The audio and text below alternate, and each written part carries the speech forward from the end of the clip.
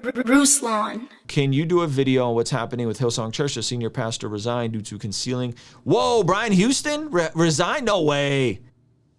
No, hold up. Ah, man. Folks, Brian Houston steps down from HillSong Church boards following criminal charges? What? HillSong Church founder and Pastor Brian Houston, who is facing criminal charges. How is he facing? Wow, sheesh.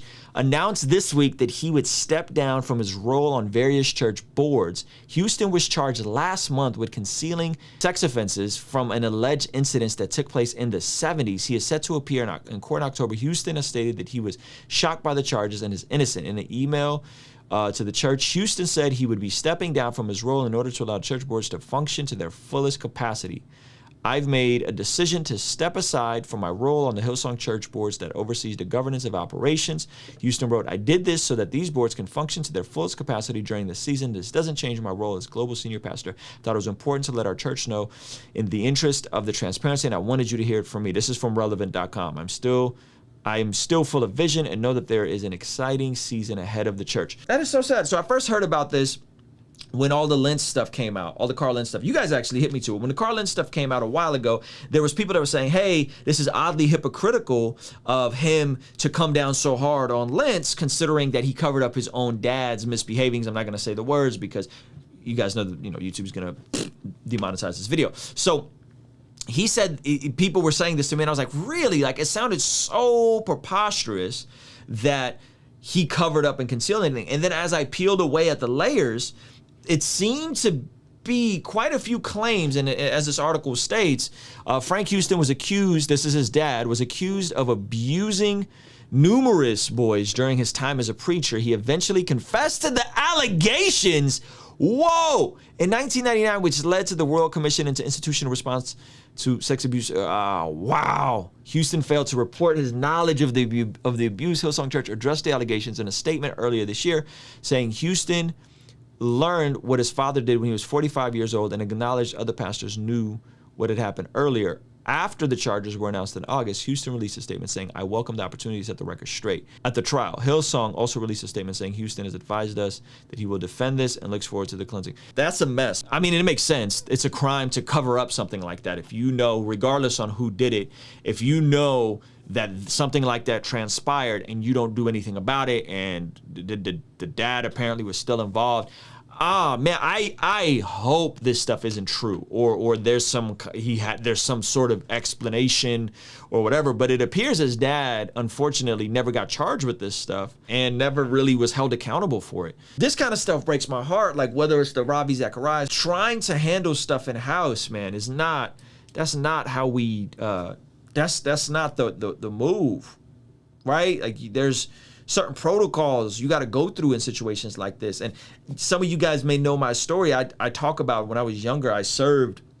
When me and my family came to America, we came out as refugees in the early 90s, and the transitional program that was there was they connected us with the local church, the Armenian Orthodox Church, and I was an altar boy, and as being an altar boy, there was other altar boys that were older. So I was probably like 7, 8, 9 years old, and there was other altar boys that I met through there. They were like 13, 14, and I some of you guys know this part of the story, ended up being a survivor of abuse. This sort of abuse. It wasn't a pastor, it was altar boys, but the way it was handled and the way it came out and the way it disrupted everything about my local community brought on so much shame and trauma, and I did nothing wrong. Like I was an 8, 9-year-old boy, you know what I mean? And these kids were older, they were in high school, and it was a big mess. And I've since gone to therapy for this kind of stuff and gotten counseling and dealt with a lot of the trauma for it. But I say all that to say, these types of things follow somebody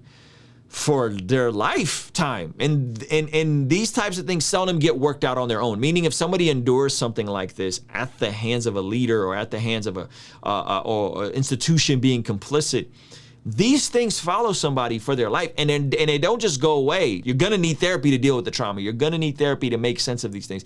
There were things in my life that would get inflamed that I couldn't trace back to these events from my childhood. And my heart breaks for these kids, and my heart breaks for anybody that's watching this that has gone through stuff like this, especially in a religious context, especially with regards to churches and ministry and people in power, right? And this is to me, I have zero desire to build a massive institution or a massive organization, just because I know absolute power absolutely corrupts most of the time. I don't meet too many people who end up having a ton of power and not somehow falling short with how they manage that power, right? Obviously, rise and fall of Mars Hill, that's nothing on this level. It is such a heartbreaking thing to know that this happened to young boys and children. It really makes it harder to imagine that this was potentially something that was covered up by a pastor of whatever, 10,000 pastors. That's Brian Houston's whole thing. And for him to step down, you know, and allegedly be charged with this stuff, you know, innocent until proven guilty. This is a mess, man. This is a big mess. I hope this isn't true. It looks bad though. It looks like he was at least complicit and he at least knew about it. I mean, if there's other information that we don't know, by all means, leave that. Let me know about that. It shocks me that he stepped down.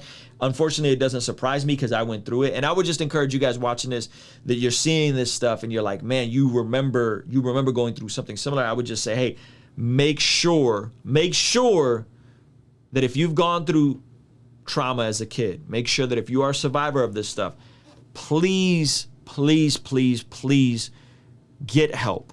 Like, get some support. Even if you can't afford therapy, go to a support group, go to something, so that you by the grace of God can walk through this process, and on the other side of this, walk away with your mental health, your faith, your foundation still intact, because these are some heavy things. And I would also say, man, just be praying for HillSong. You know, I don't know all the particulars and how this is going to affect them, but be praying for HillSong, be praying for these leaders, be praying for all the people that it's going to impact if these allegations come out to be true. That's a lot of members worldwide. I mean, there's a HillSong in Moscow. There's HillSongs all over. So this is going to cause a massive ripple effect that I think what we're seeing with some of the other stuff isn't even in comparison to, if this stuff is proven to be true. I really hope it's not, man. But anyways, sheesh, this is heartbreaking. Guys, I gotta go. Put your faith in Jesus and not in people, man. Put your faith in Jesus and not in people, and be skeptical of people.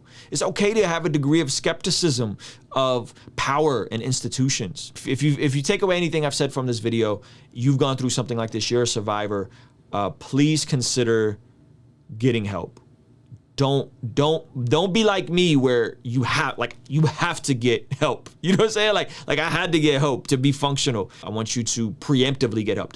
I talk about this stuff with my family and my nieces and nephews. Like, hey, let's get you some help preemptively. Not that they went through stuff like that, but just trauma from your childhood. It will creep up on you when you least expect it. So anyway, guys, I gotta go. I love you guys. You guys have a good one, all right? King's Dream Entertainment. Ruslan. When the culture says do what you love, we respond with love what you do. You may have responsibilities that you aren't passionate about, but loving what you do means being faithful to what's in front of you, committing to excellence as if that were your greatest dream. Colossians 3:23 says, work diligently at whatever you do, as though you were working for the Lord rather than for people. Love what you do. Love what you do.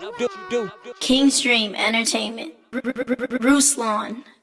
Yo, thank you so much for making it to the end of this video. If you found it valuable, considering giving it a like and subscribing. This month, I'm releasing the Love What You Do collection. And to celebrate, I'm doing a 3-day virtual event to help us go from learning to love what we do to ultimately doing what we love. By the way, it's free, so hit the link in the description to grab your seat.